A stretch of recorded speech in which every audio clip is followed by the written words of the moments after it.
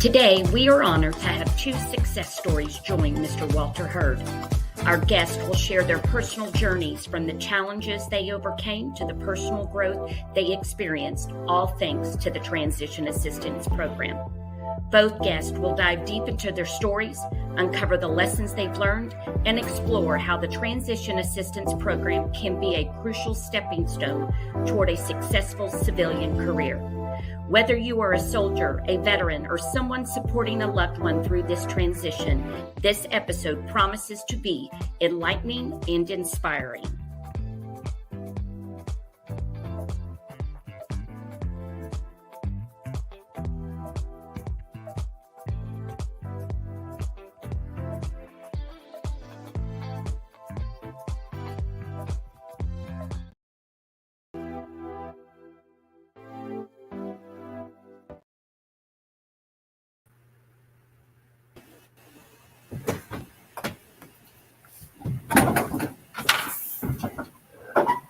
All right. Good afternoon, everybody.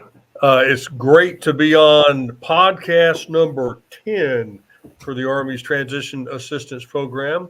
I really appreciate plugging in today. And we've got a couple of great guests we're going to meet here in just a minute.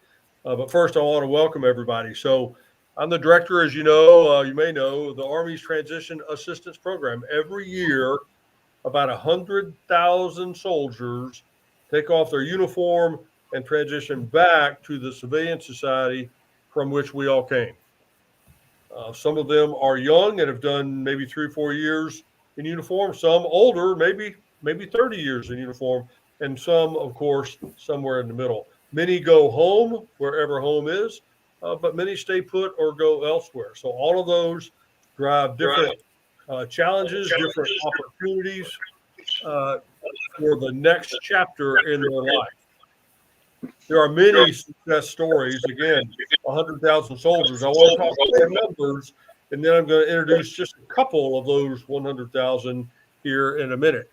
So, on average, an Army veteran makes more money than a non-Army veteran when they get out. That's a good thing. On average, an Army veteran is employed at a higher rate than a non-veteran who's unemployed at a higher rate. That's a good thing.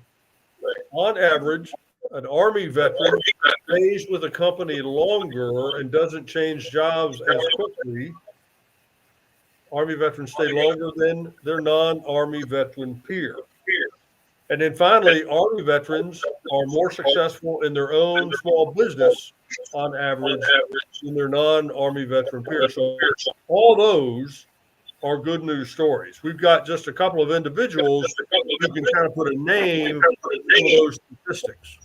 And I want to first thank and welcome, and I'll introduce them, and I'll ask you to give us just a 30-second rundown, who you are, what you did, what you're doing now. So we'll start off with Adrian Robinson, lives coincidentally pretty close here to Fort Knox. So Adrian, thanks for plugging in.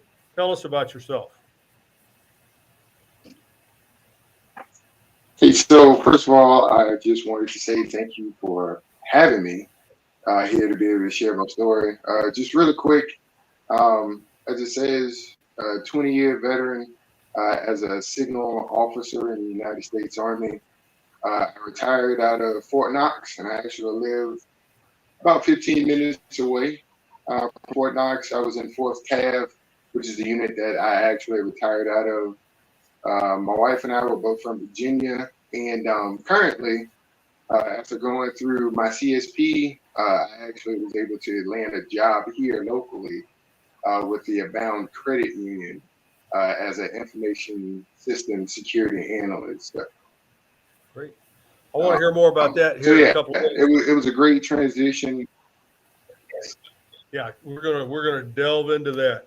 So we've got Quentin Taylor, also recently transitioned. Tell us about yourself, Quentin. Who are you? Yes, like I said, my name is Quentin Taylor, from Kentucky, and so I did 8 years enlisted, got out as a E5. I just recently transitioned in my process at Fort Campbell, so I've been out officially for 2 months now, And yeah, I'm in for construction management right now. I stayed in the construction industry because that's what my job inside the military was, as a heavy equipment operator. Okay, so we're going to talk in a couple minutes about the connection between your Army MOS and what you do post active duty. It sounds like you two did kind of a similar thing.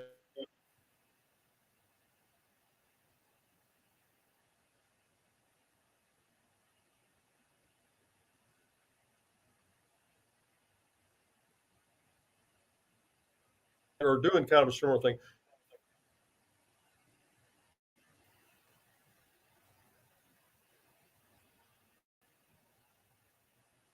An ETSing soldier, Quentin, and I appreciate both of your service, and then both of you coming back, still serving, frankly, because a lot of folks are going to watch this and they're going to ask the same question that I'm asking, and that is, so how do you become more successful?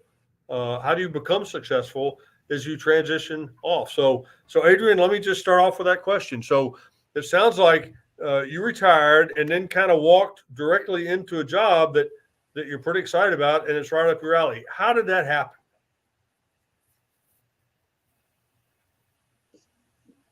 So I may have made it sound too easy, just walking into the job, but Okay. the key thing, a couple of key things that actually helped make that happen, right?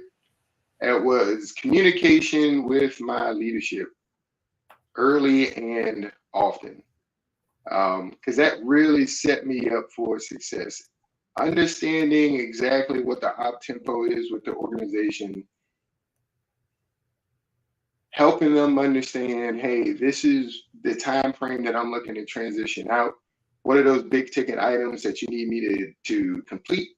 What are those things that I will end up having to hand off? So that way you're not leaving anybody in the lurch. So the best thing to do in order to make sure that you are successful with your transition is to make sure that the organization that you are in is successful for that transition as well. So you gotta look at both sides, right? Yeah. The next thing that I did was just I had to understand. Oh, I'm sorry. Go ahead. Well, I didn't mean to interrupt, but you just mentioned two of my favorite words: early and often. And you got your commands buy-in so that they could schedule their mission requirements, which they've got to do, and you could schedule your TAP requirements, which you've got to do. So they could kind of coordinate and synchronize those so that they, your unit and the Army, could be successful, and you, the veteran, could be successful. Is that kind of what you just said? Over.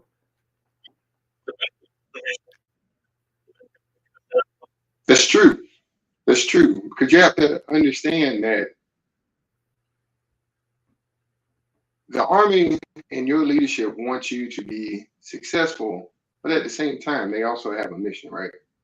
So as early as you can explain, hey, this is what I'm doing to make sure that the mission can still get accomplished while I'm also working to get my family and myself situated, the better off you can be. And that's not saying that you might not be able to get into a CSP, right? That's commander's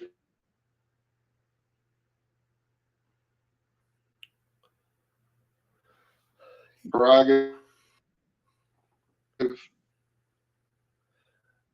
If they have that ability to release you to be able to do it.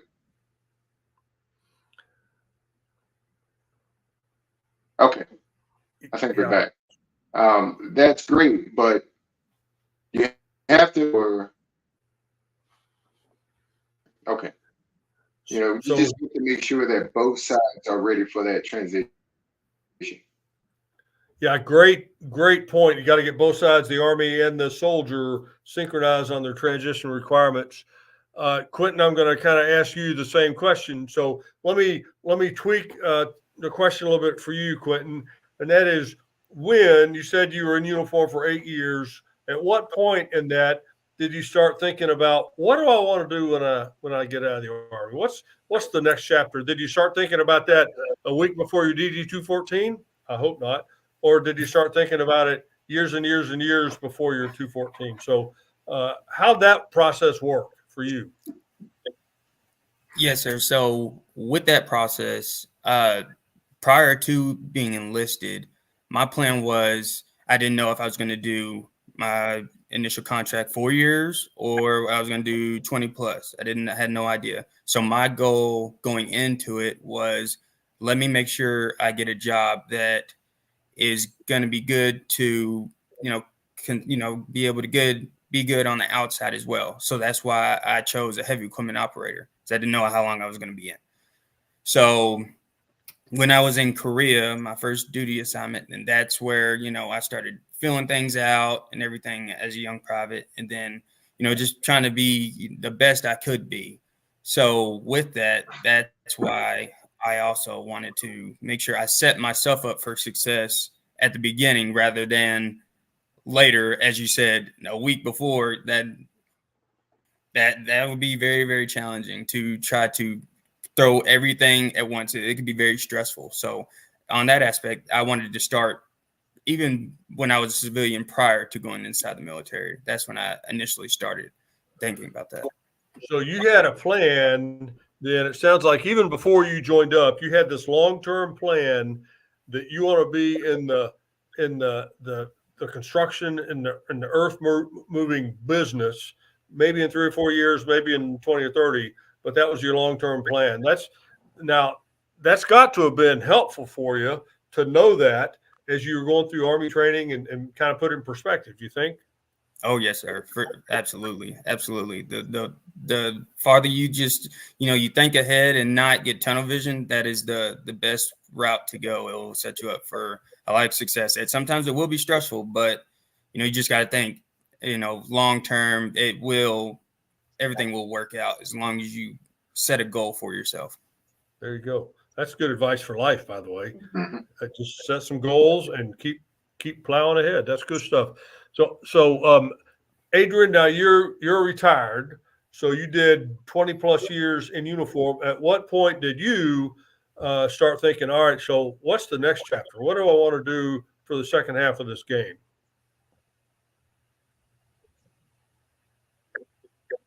So I can tell you it was probably 3 or 4 years ago. I ended up getting deployed for my final time, and I saw how stressful that was to my wife and to my family.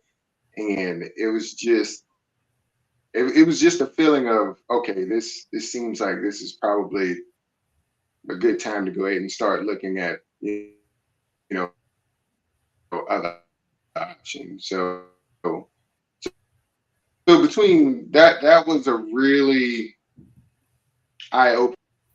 So my family and kind of where my thought process at the time is what really kind of led me to start looking at, all right, this is probably about a good time for me to start, transitioning out. Kind of missed a lot being deployed, often. And so that's really what, kind of drove me, my family. So. Okay. So I think you said about 3 years or so before your retirement, you started really kind of putting pen to paper and figuring out, all right, so what's the plan? What do we want to do? So here's a question for both of you guys. And it's the same question that we ask 100,000 other people every year.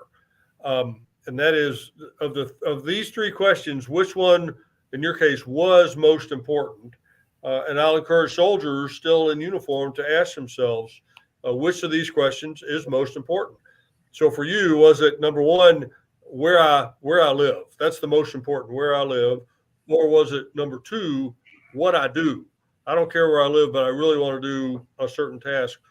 Or was it number three, I don't really care where I live or what I do, but I got to make X number of dollars? So which one of those three was the driving factor for you guys? And Quentin, we'll start with you and then go to Adrian. So which of those three, Quentin? Where do you want to live, what you want to do, or how much money do you need to make? So for me, I feel like, because I've always been a hometown kid growing up, so where I live, I think that was the number one for me, because I knew being in the construction industry, there is there is money out there for that. And also there's so many great benefits for me and my family. Mm-hmm. So I think, yes, the location was my biggest thing. And that's why I decided to get inside the military too. I did not think that, my first duty assignment would be a year away from my wife at being in South Korea. But I feel that's what really helped us grow. Just being away from the small town, taking the small town kid, being able to transition and move all over the country and being able to come back. And then now I reset myself, and, now I'm older and had many different life lessons that most people my age have not experienced. So that's what really helped me out, and being back inside this environment now. We need to cut that, by the way, and put it in an Army commercial, because you're absolutely right. So small town kid sees the world and gets a lifetime of experience really in just a few years. And then you go back home and all of a sudden, man, the lights are on. So good for you. So in your case, Quentin, it was the location. Adrian, how about you? Which was most important? Where you wanted to stay, what you wanted to do, or how much money you wanted to make? It was the location. It's actually kind of funny. Me and Quentin, we have very similar stories, all the way down to Korea being our first duty station. But it was definitely location. I too am from a small town. I love being around the country. I love being around farms. But the biggest driver again for me, family. So my wife, she actually needs to be by a specialist, and so that's really what drove me. We ended up, having a really good specialist here in the area, and didn't want to have to kind of uproot and move to another location and kind of build that relationship all over again. So it was a great experience for us to be in a community to where we really felt like we could be a part of something. It still had that nice small town feel, but at the same time, it was where, my family could receive the care that they actually needed. So those were the big drivers for me. Incidentally, of those three questions, your answers are the most common, and that is, what do soldiers want to do, where they want to live, and how much money do they make? The most common is, I want to live in a certain location. In most cases, it's back home, wherever back home is. In some cases, it's I really like this location. We were stationed there, or I like the mountains or the beach or whatever. Typically, the younger the soldier, the more likely they're going home. The older the soldier, the more likely they're either staying put or they're going to go someplace where they've been before. So I know in my case, my wife and I are high school sweethearts in Louisville, Kentucky, which is right up the road. So we knew, when we got started, that we were coming home at some point. And that helped, I think, our process. And it sounds like with you two, it helped kind of the networking and just knowing your way around town physically and socially and all those different ways. So that's great stuff. Now, at what point in your transition did you all actually start talking to, no kidding, employees by name, saying, here's the date I'm available, here are my skills, and doing resumes and interviews and that sort of thing? So give me a transition day minus a month or plus a month or minus 3 months or something like that. So Adrian, I know you had a CSP, so you were talking to people during that CSP, obviously, about employment. And I know you didn't just walk into it. You walked into it because you pushed all the rocks out of the way and plowed your way, which is how you got to get a job, by the way. You don't just walk into jobs. Nobody. You got to push and plow and kick and scream to get in there. So at what point in your transition, Adrian, from a timing perspective, did you really start talking to employers and working out specifics? Okay, so here's the thing. So when you the individuals, when you go through the TAP process, right, there's going to be a ton of information that's getting, pushed to you. A lot of really good information. One of the things that stuck with me was the fact that there were programs out there that allowed you to kind of get a feeling for what it was like to be a civilian, right? So CSP, is kind of one of those programs, right? A career skills program. So with that, I did my CSP through USA Cares, and just try to condense it because I know we don't have a lot of time, but through USA Cares, or let's just say through the CSP program in general, it allowed me the ability to submit my resume to this organization. They helped me demilitarize it so that when I did farm it out, or when they assisted me in farming it out, it was in the lingo that civilian employers understand. And that's a really key thing, right? So there's two different avenues you can go. You can give a whole bunch of information to somebody, they can write your resume, or you can actually sit down one-on-one and work and get your resume done and understand what's actually on your resume, right? Yeah. Because they're going to ask you questions. And then I was able to get, through USA Cares, I was able to get an internship with the Abound Credit Union. So I did that for about 8 weeks. And then, I was very fortunate that, after a couple of interviews beforehand, during my internship, so let's say I started that somewhere towards the end of January, February, March, I was done.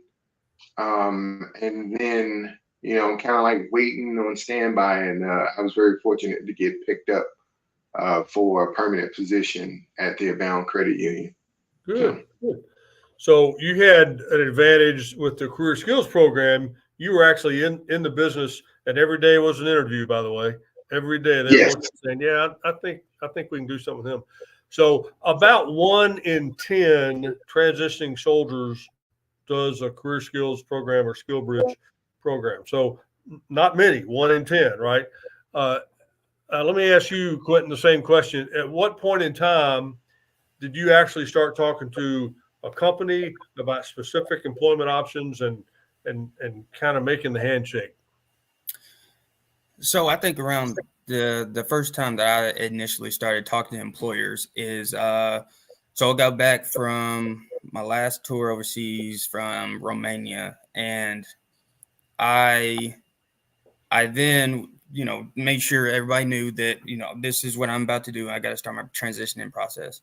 So I think it was about a year before my actual ETS date, which is April 22nd. That's when I got inside the TAP program. Well, I got into the TAP program, and then I started talking to different people trying to set me up, seeing with different employers. So I'm going to school for construction management. So I was able to job shadow a project manager at this big construction company in Clarksville, Tennessee. And so that's I actually got to get in contact with them through the TAP program. And it was great. I also went through a CSP program as well. I was just working. I was very, very busy. I was very, sometimes it was stressful, but I actually was able to do that and then also do the CSP, which me being able to job shadow through that particular company actually set me up with the company I work with right now, just all through networks. I was just networking my whole way through, and fortunately, it helped me out very, very much and blessed me, honestly. Boy, you've just given all the lessons rolled up from TAP in like 2 minutes. So somebody told me a long time ago when I was looking for a job, which is a long time ago, that getting a job is a job, and you have to look at it that way. It's not a hobby; it's not something you do every couple of weekends for an hour. It's a job, and you're networking, and everybody you talk to is part of that networking business.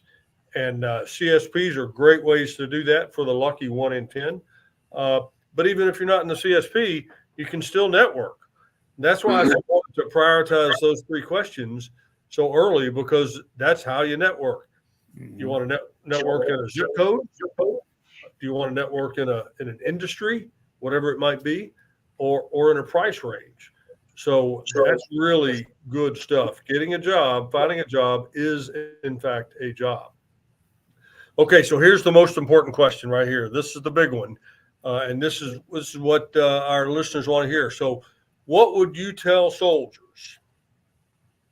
Both of you, and Adrian, we'll start with you. What would you tell soldiers who are about to transition?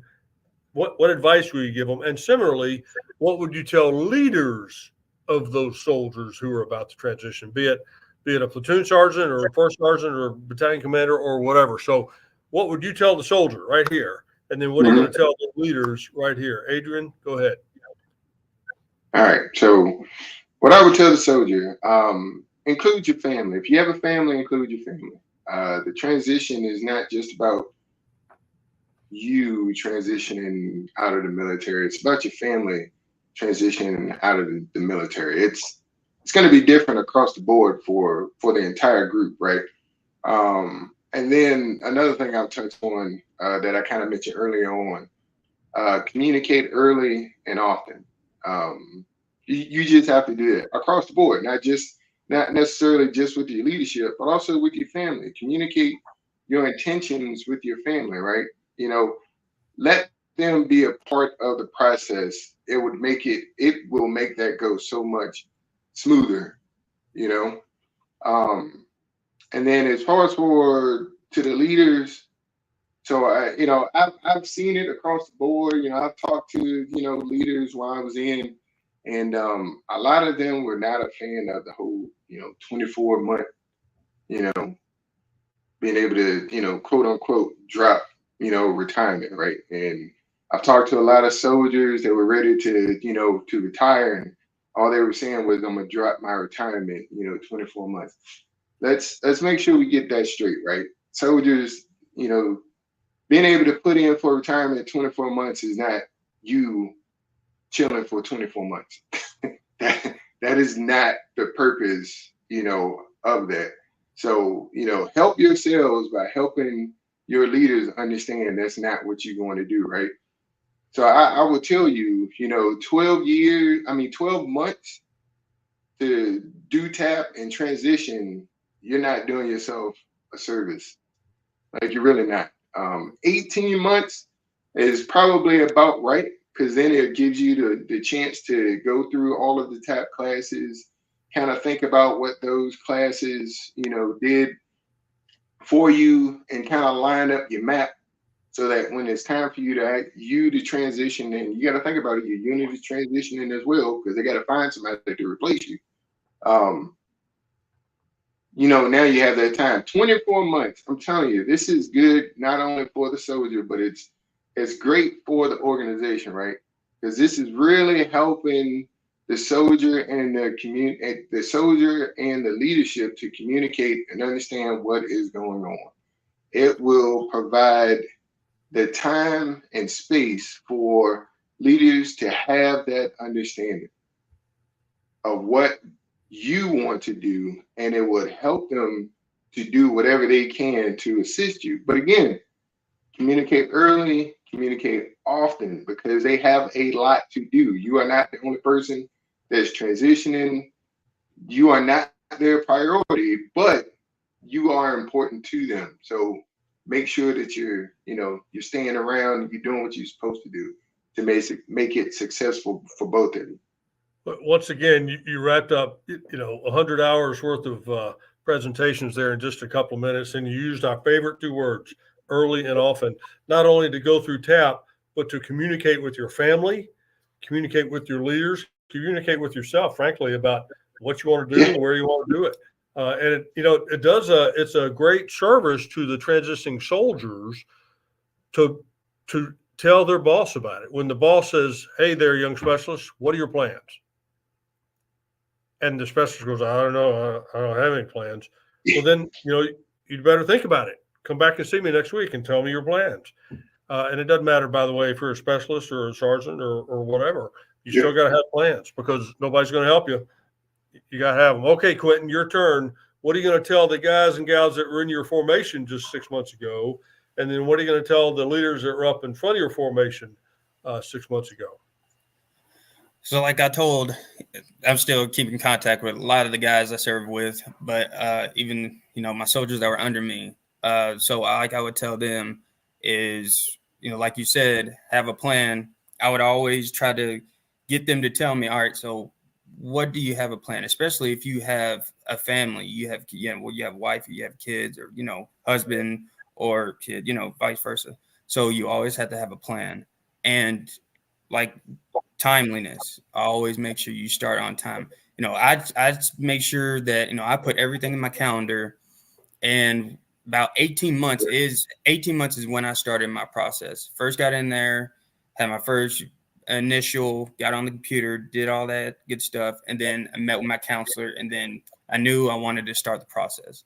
So as a soldier, soldier and, senior leader, what I would advise is to take as many classes as you can, not just to get away from the formation, but there is a lot of great opportunities out there. And I can't stress enough. I went to as many as I could to make sure I had as much information and take notes. A lot of the counselors, they know exactly what they're talking about. They will help you out tremendously. And any questions, don't be afraid to ask any questions. A dumb question is not a question. So, just make sure that you are transparent with anything that you may need help with, and they will be great to help you out.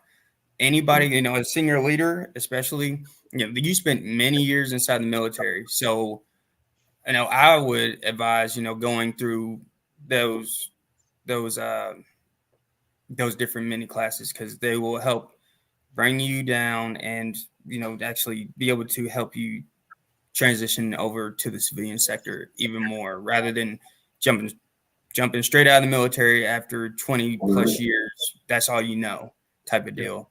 So that the classes are really, really important. Well, there's more great advice. I hope you all are taking notes out there in the audience, because these are two smart guys, and they've done it recently, and they've done it successfully. I'm going to ask you each one more question in just a second. And that question is, what was your favorite part of TAP? What was the one thing that was like gold mine? So think about that.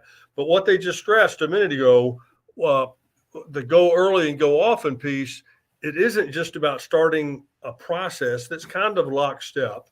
And about 18 to 24 months is a good time to start that process.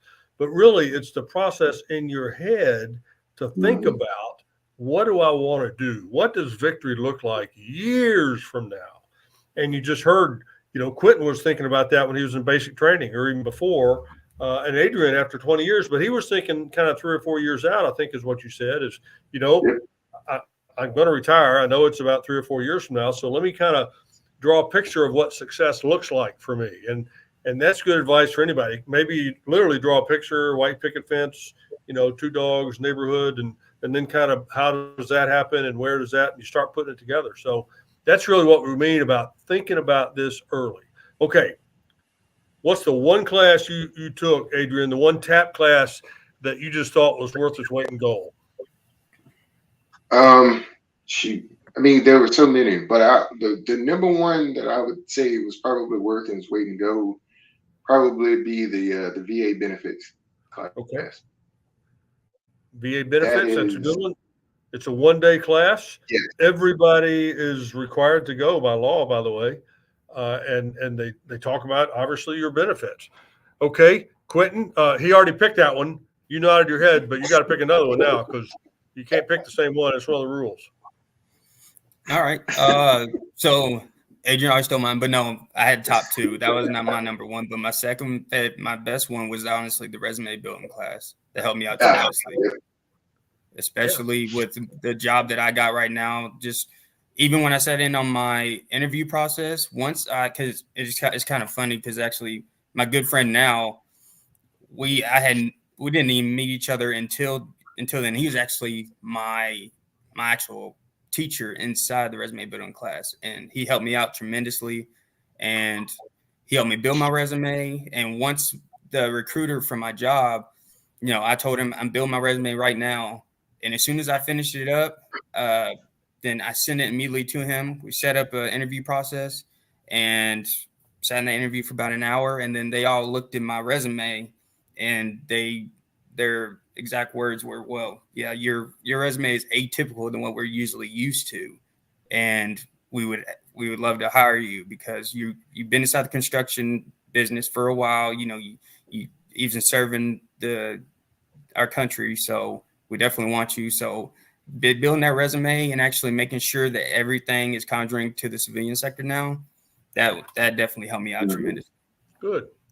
So we got a couple of great answers, and those are common answers because they are great. The VA benefits class, a lot of benefits, and you don't really know what they are until you go to that class. And even then, frankly, you can't remember them, but they give you some web pages and some references so you can find it.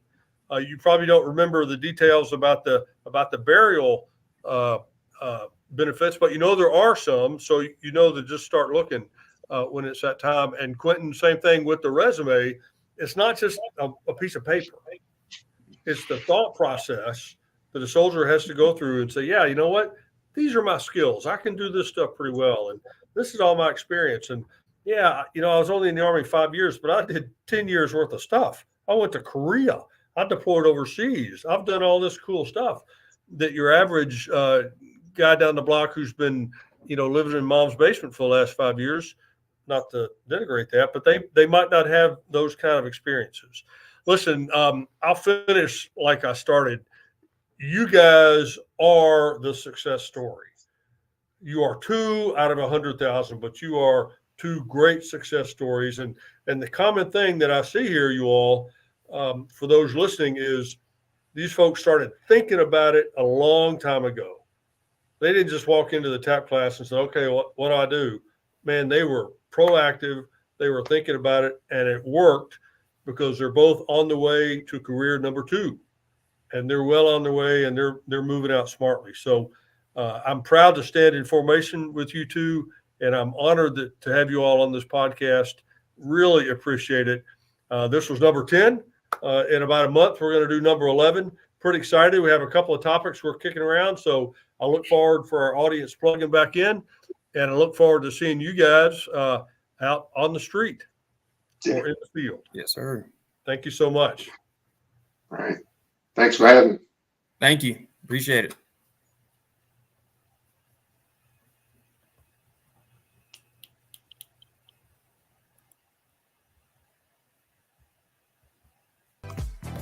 Thank you for joining us for TAP Talk Episode 10. We have reached a milestone by broadcasting 10 podcasts to educate soldiers and their families on transitioning successfully. Our goal is to provide you with the tools to help you find a job and make an impact in your community.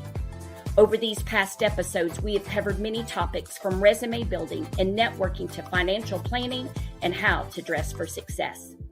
Each episode is designed to give you actionable insight and practical advice from experts who understand the unique challenges military personnel and their families face. We look forward to future episodes, and we would like you to reach out with any questions or topics you would like us to cover. Your feedback is invaluable in helping us tailor our content to meet your needs. Remember, transitioning from military to civilian life is a journey. You don't have to navigate it alone. Please stay connected with us through our social media channels and join our community of veterans on this path. We can achieve great things together and support each other in making a smooth and successful transition. Thank you once again for tuning in to TAP Talk.